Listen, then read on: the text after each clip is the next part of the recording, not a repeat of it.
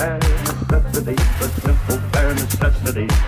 Bare necessity, but simple bare necessity. Hey there, it's Bre Bear, and today I'm going to be doing a wrap-up, finally, of the Readathon Extravaganza that I did in July. So, let's go ahead and get into it.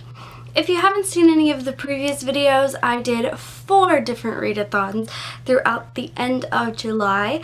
That was the biannual bibliothon, which is a week long, the 24 and 48, which is a 2-day readathon, the Dewey's 24-hour readathon, reverse edition, which is 24 hours, and the booktubeathon, which is a week-long readathon. And I have a playlist which I will link down in the description box for you. If you are curious and would like to see all of the videos, I recommend checking that out before you watch this video though, because it will spoil you as to what I completed and everything, you know, throughout the readathon if you watch this video first. So go check out the playlist if you want to see all of my vlogs. So, anywho's, let's get into all of the books. For the biannual bibliothon, I did complete all of the books that were on my TBR. The first book that I completed during the biannual bibliothon was When Dimple Met Rishi. This book was for the Owned Voice Challenge. I really enjoyed this, 5 out of 5 stars. It's super cute and fun and light, and it was exactly what I needed at the moment. Super fluffy and fun. The second book I completed was The Wicked Deep by Shay Earnshaw, and this was the group book challenge, and I actually really enjoyed this. I was conflicted for a while about it, but at the end of the day, I enjoyed it. It was interesting, to say the least, because there are some elements that could be problematic, but I decided that they're not, because it's not problematic to me in a way. It's like, you know, it's weird and confusing, but at the end of the day, it worked out and it wasn't a problem, if that makes sense. It's hard to say anything without giving anything away,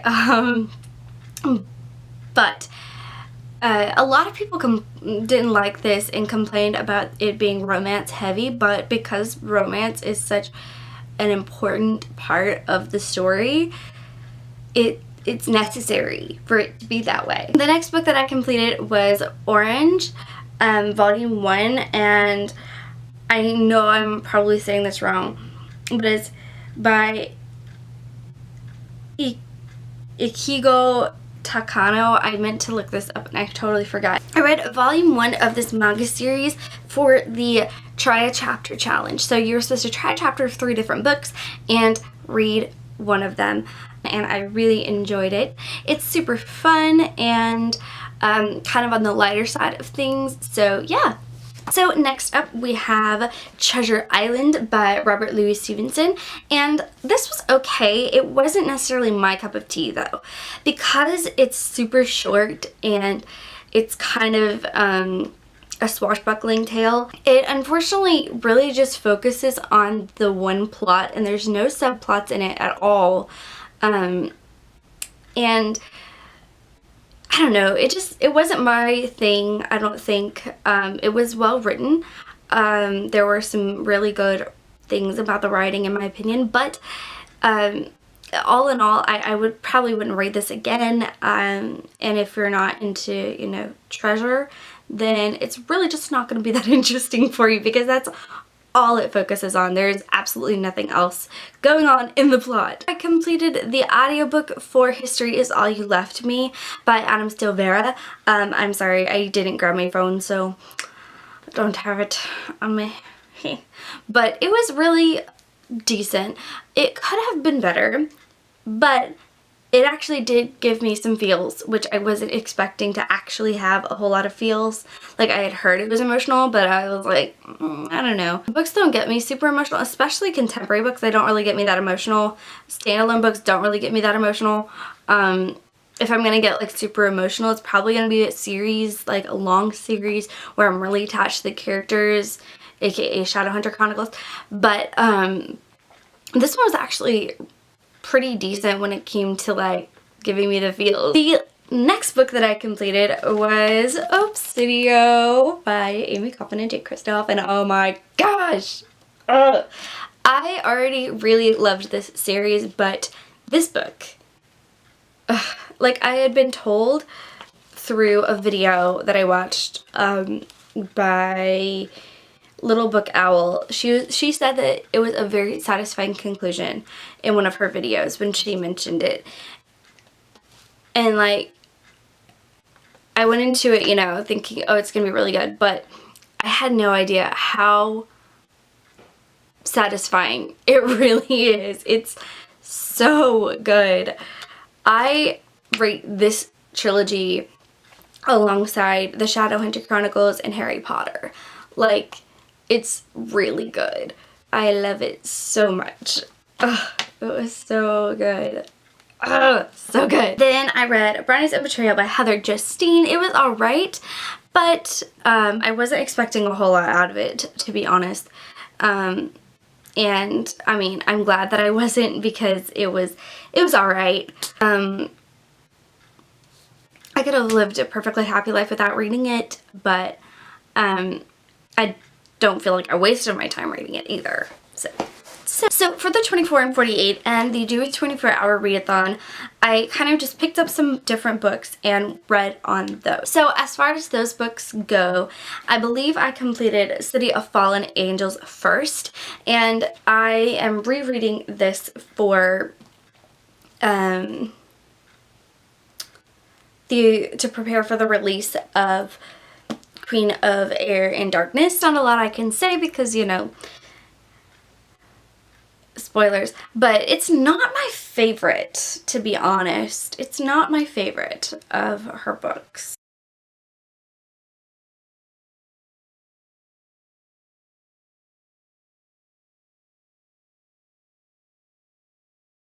So the audiobook that I listened to during those two readathons was To Kill a Kingdom by Alexandra Christo.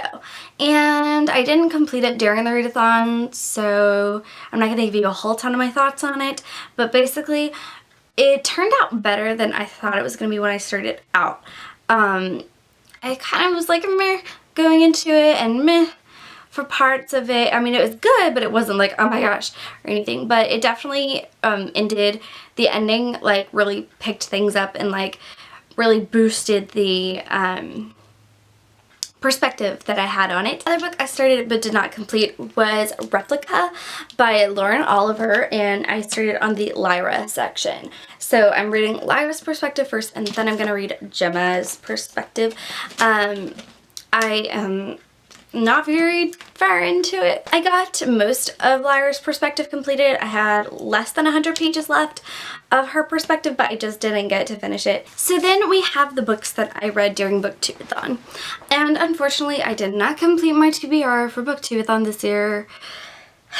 But it's okay. I actually got pretty close, and I could have gotten more done if I had tried to do so. I could have probably finished if I had stayed up all night that night. The first book that I completed was Alice in Wonderland and Through the Looking Glass by Lewis Carroll, and I definitely enjoyed this. Of course, it is a great classic. It is one of my favorites. I love Alice in Wonderland so much, and I actually do really enjoy the movies, even though they're completely different from the book.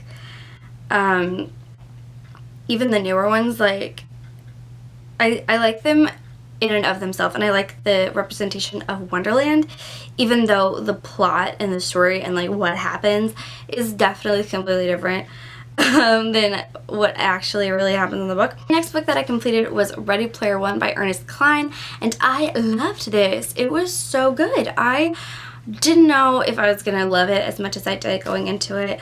I'd heard really good things about it, but I'm not really at all into video games, so I was like, this is literally about video games. I don't know how this is gonna go, but I loved it. There were so many 80s references, and I love the 80s. I love 80s music, I love 80s movies, and it was talking a lot about music and movies too, and that made me happy because it was more relatable for me because it talked about music and movies, especially when they talked about Rush. Rush is a band that I adore. My dad was a Rush nerd back in the day. Like, if you listened to Rush in the 80s, you were considered a Rush nerd. And it was like dorky to like Rush, even though they're amazing and whatever.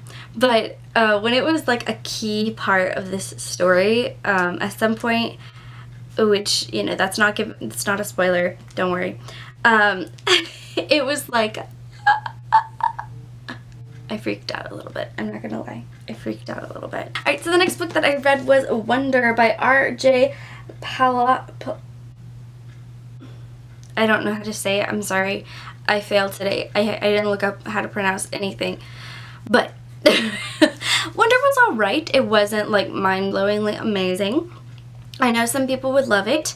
I had already seen the movie. Most of the movie. I hadn't seen the very end, but I had seen most of the movie because my mom really wanted to watch it, and I think that if I had read this first and then watched the movie, I might have enjoyed it more.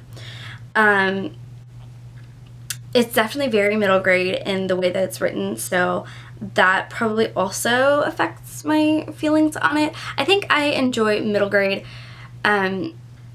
fiction, like fantasy, better than I enjoy like middle grade contemporary.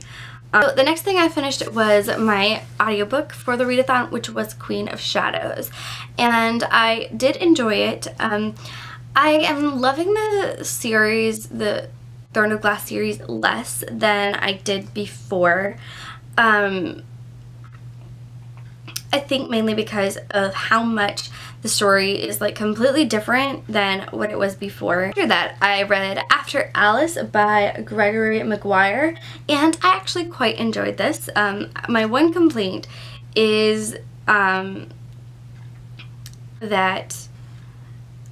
because of a certain thing that occurs, it doesn't line up with what happened in the original story at all. That I dove into the last book that I worked on for the Readathon. I did not complete this book. I could have, but I decided to just take my time and enjoy things for the end of the Readathon. And that last book was Insurgent by Veronica Roth. And I got a good 200 or so pages into it, I think, before the end of the Readathon. But yeah, and since then I did complete it. And yes, I definitely did not remember everything that happened in this one. There were some things that I just did not at all recall from it.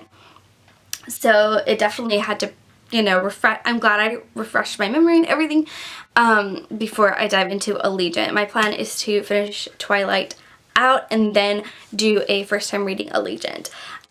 So check in for that very soon. Be sure to check back very soon for the next Twilight video. I'll be reading Eclipse maybe next. I'm in the middle of Emergency Contact right now. I think I'll go ahead and read Eclipse next and then like read something else and then read Breaking Dawn. So I think that's what I'm gonna do. And then I'll dive into Allegiant. Yay! So yeah. Let me know in the comments if you want to see any more details about my thoughts on any of these books that I read during these readathons. And if you have any other things that you want to see from me, of course, always let me know. And yeah, thank you guys so much for watching. Peace out, Bear Scouts. Bare necessities, the simple bare necessities. Forget about your worries and your stress. I mean bare necessities. That's why a bear can rest at ease with just the bare necessities of life. Yeah, with just the bare necessities of life.